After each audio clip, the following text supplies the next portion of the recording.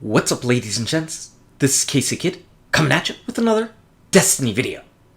Today I was kind of debating as to what video to show, and I had this one in the vault from the last time the Warpriest was the challenge mode, and I thought it was just a good time to go ahead and show it. So it's a little bit of a clutch ending to this Warpriest battle, showing that even if things go bad, it's not over. If you enjoy this video, go ahead and smack that like button, and subscribe to the channel. Now, it's been a long time since I've done a raid video. I haven't done the raid all that much, I really haven't. I've made mention as to my feelings on the King's Fall raid. I think the raid is okay overall, except for whenever you get to orcs. That battle pretty much puts a sour taste in my mouth all the time, and because of that specific battle, I'm just not a fan of running this. But the raid is definitely worthwhile to do as far as the challenge aspects go, especially if you're looking to level up. You can't ask for better guaranteed rewards. Guaranteed rewards. You can get it right from doing the challenge mode, and all you have to do is beat a single boss, that's it. So if you've got the Warpriest challenge mode or the Golgoroth challenge mode, I say jump into it, get your special, your heavy, your chest, your gloves, your boots, whatever it may be, and couple that with a 335 artifact and you are good to go. As far as the Warpriest challenge mode, what you basically have to do is make sure the same person doesn't hold the brand twice, that's it. So nothing really too tricky or too challenging about that, and we'll just walk through this battle as it goes. Right here we're at the stage where we're about to start doing damage to the Warpriest. We have to kill these yellow knights, and they're in the top, the middle, and this side, the right hand side. After they're all done, we have one person who's blazed down below in the middle, and she's going to call out what platforms to go onto as far as which totems are lit up. It's my turn to jump on, and the final person who ends up grabbing on those plates ends up taking the aura, and that's that red aura here. And everybody has to be in this red aura in order to deal out damage to the Warpriest. Now, we had our Titan bubble come in just a little bit too close, and that kind of threw things off just a little bit, but it's okay. It's not bad if your Titan bubble with weapons of light is close, because it just means that you don't have to back up that far or move too far away in order to get the buff in case it runs out, or in case you just want to refresh it. After that, it's all about just shooting the Warpriest in the head with your black spindle. Hopefully you have the black spindle, because it definitely deals out the most DPS, because you don't have to reload if you constantly are hitting the critical hits. But you could see, even though we were hitting some critical hits and we were getting some other shots off, we still ran out of sniper ammo, and that's because of the April update. So it's definitely going to be trickier to have the same amount of sniper shots you did before. You're not going to be able to do it. You're going to run out of ammo, and after that, swap over to your primary or your heavy if you happen to have a lot of heavy bullets. I really didn't have that many, which is why I didn't swap over to it. I like to save the heavy in case I'm ever in an oh crap situation and I need to kill a witch. So I wanted to save those 12 bullets. But if you've got a full magazine of heavy, swapping to your raid heavy machine gun would be a really good idea right there after you ran out of your special ammo.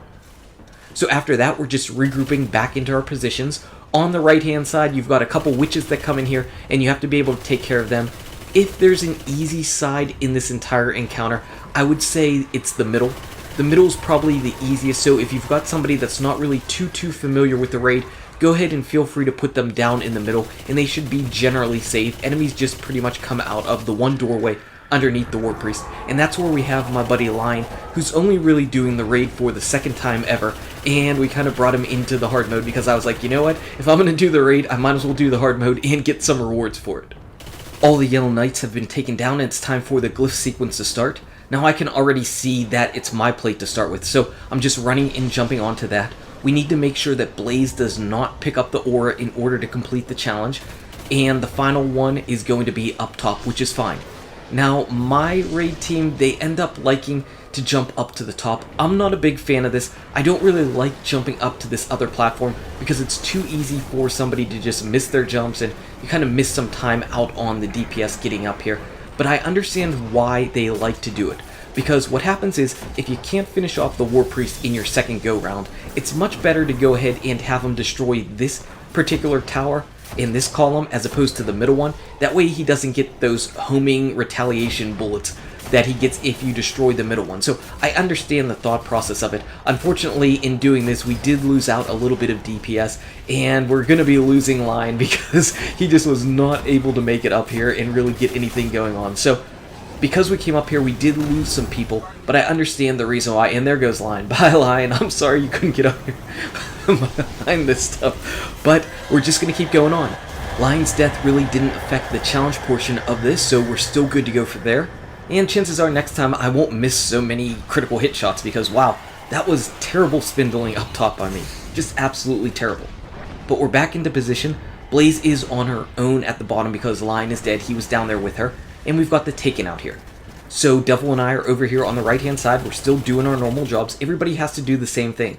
We just have to wait for our next Taken enemy to come in, and then the glyph sequence will start and we'll go all over. So we've got Lion down right now, and Devil and I are on the right hand side. We're just clearing out those Taken that are just spawning in. They just keep spawning in and falling to our bullets. You can see that the Warpriest is really just up there, and he's just firing off that blindy ball. He's firing down his boomer shots. He's doing a lot of stuff, which is why I like to stand on this staircase over if you're on the right-hand side.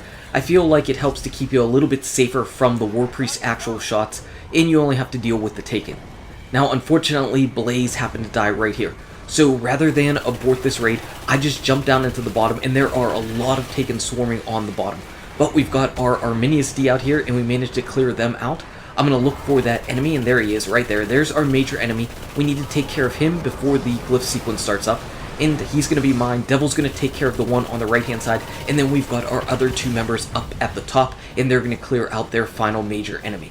So as soon as I can get this guy down, we'll eventually be able to start that glyph sequence, but you can see he's firing his fire blasts at me with a lot of malice. Okay, so he goes down, and since Blaze is gone, it's my turn to call out the glyphs to everybody. I tell Devil that it's his turn to jump on the glyph, and now it's time for the people up top to get it. As soon as I call that out, I run to the middle and jump on, and now I am going to be the brand taker. Since I haven't held the brand yet for this raid, we're good. We're still good to get that challenge mode. I just have to look out and find a Taken acolyte and shoot them every 10 seconds or so. If I happen to not kill one of these enemies, even if it's on the final countdown, I will die. But we didn't. We ended up clutching out that final few Warpriest blasts, and he fell down. We ended up completing the raid with the 4 remaining members. So we're still good to go. We did everything that we needed to do. Like I said, the raid doesn't always go perfectly. This battle doesn't always go perfectly. But as long as the same person doesn't get the brand twice, you're okay. And that's the one thing you have to watch out for if you're holding the brand and you die while holding the brand, because then it will go to a random person, and then it could potentially go to somebody that has already held it. If that's the case and you're doing the challenge mode, you're just going to have to wipe. There's really no two bones about it. No sense in continuing any further because you won't be able to complete the challenge portion of it. So Warpriest challenge, really not that difficult, really not that tricky at all. So go into that this week if you want some special or heavy weapons, if you want that 335 artifact still, and I hope you get some sweet loot. Anyway, guys and gals, thank you so much for watching. If you enjoyed this video, smack that like button and subscribe to the channel. Check out these awesome videos. Good luck with your raids, your drops, the Taken King, and I'll see you around in Destiny. Warpriest got a big chest.